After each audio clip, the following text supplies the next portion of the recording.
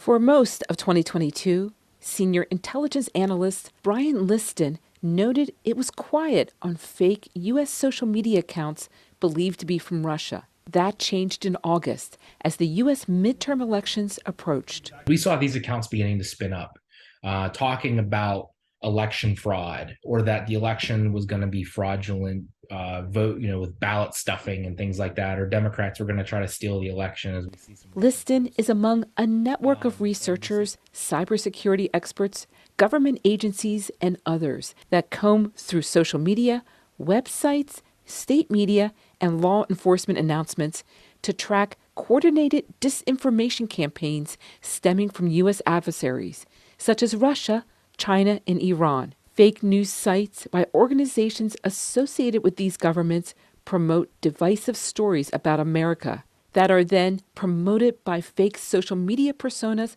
pretending to be Americans. Russian operatives sow division that the voting system can't be trusted, Liston said.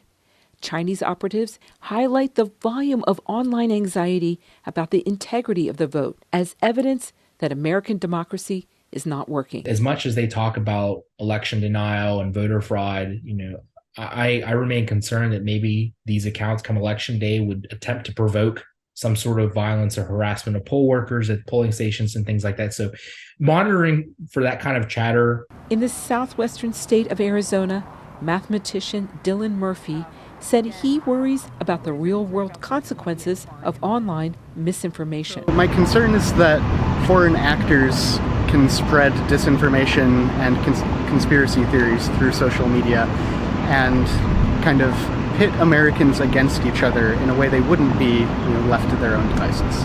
What is new is we're seeing more kind of in-person direct action resulting from these conspiracy theories, such as people showing up to ballot drop boxes here in Arizona armed. Arizona was a big part of electoral challenges to the presidential election 2 years ago, with a Republican recount of results in Maricopa County, ultimately confirming a Joe Biden win. Many Donald Trump supporters continue to say that election was stolen, among them Arizona Republican candidate for governor Kari Lake. Maricopa County elections officials say ballot tabulation machines are not connected to the internet. They live stream voters delivering ballots to drop boxes and ballots being counted.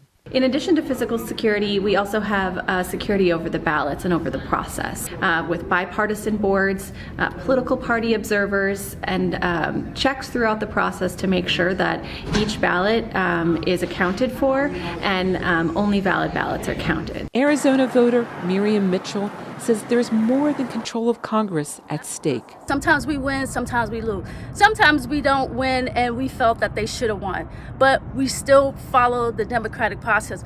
We hand over the torch like we're supposed to. That's the only thing that's great about America is our democratic process, and we need to hold on to that. Early voting is underway in the Grand Canyon State. Michelle Quinn, VOA News, Phoenix, Arizona.